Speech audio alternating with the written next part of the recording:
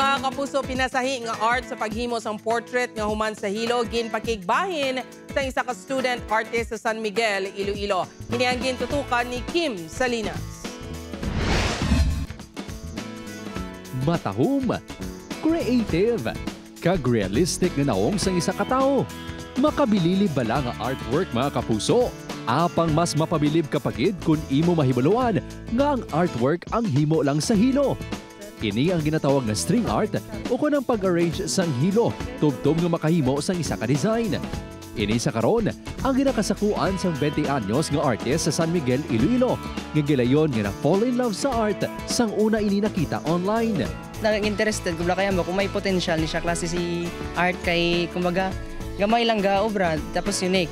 Suno kay Winzel, kinahanglan sang dedikasyon kag pasensya sa paghimo sang tagsa ka artwork. Nagalamot sang 3-5 ka adlaw ang paghimo sa isa ka obra maestra. Kung sa rin, masobra 3,000 ka loops sang hilo ang kinahanglan. Isa sa hindi malipatan sini nga obra amo ang ginregalo sini nga artwork sa iya tiya.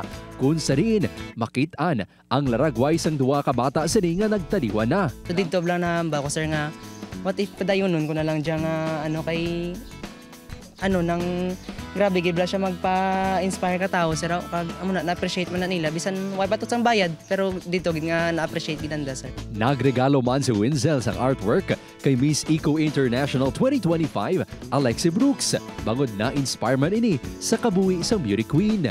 Ang paghimo sang string art ang isa lang sa madamo nga buluhaton ni Winzel agud makabulig sa iya pag-eskwela sa kolehiyo.